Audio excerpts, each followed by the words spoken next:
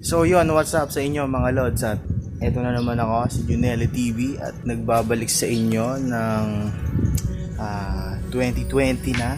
So kamusta kayo mga lods, at wala ba sa inyong nasa buga ng motor ng bagong taon? So yun, today i-install natin yung ating RIMSET ngayon, at yung video nung hindi ko na videoan pala. Hindi ko na videoan yung pagtotorno kasi nakakalimutan ko yung cellphone ko.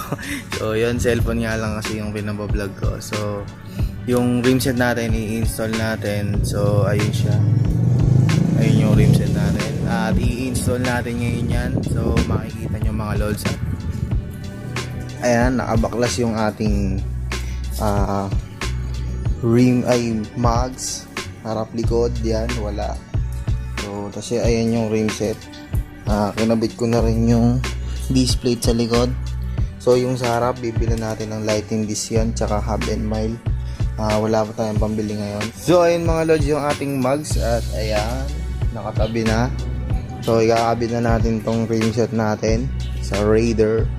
So, bago natin umpisahan yon, kailangan muna natin ng pamihit.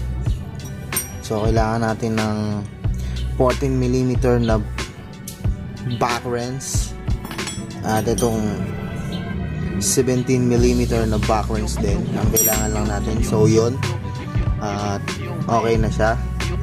Kakabit na natin dito, at yun, kabit na natin yung sa harap muna bago yung sa likod.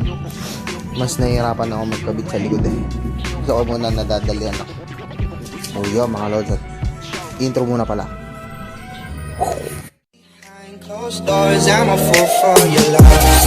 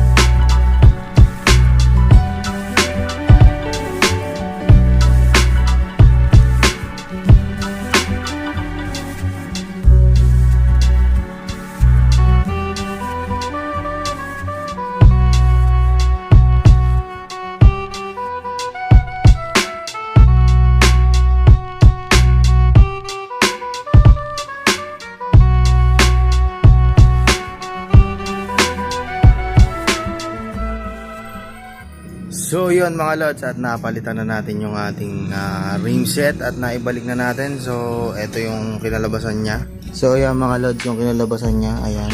So eto, ilagay ko lang to, pumuto lang ako ng bushing kasi wala pa tayong hub and mile. Ito yung stock na nilagyan ko lang siya ng washer sa loob.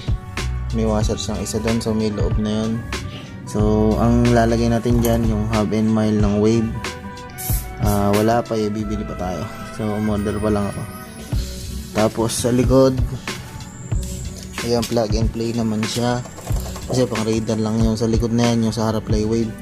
Tapos yung kung napapansin nyo, yung mga gulong mga low profile, pinalit ko yung gulong na pinakita ko sa inyo na yan, na 6080 tsaka 7080. So pinalitan ko yun ng 5100 parehas. So nagdagdag lang ako ng konti. So yon. At yan yung kinalabasan. So yan yung kinalabasan niya. So yan. So yan, babalik ko sa stock to. Tanggalin ko yan. Tapos ayan, tatanggalin ko yung racing pedal na yan. Tapos medyo lower ko ng bagya sa unahan. So next episode, next vlog na lang yan. Kasabay ng mga hub and mile tsaka nung disc, light and disc.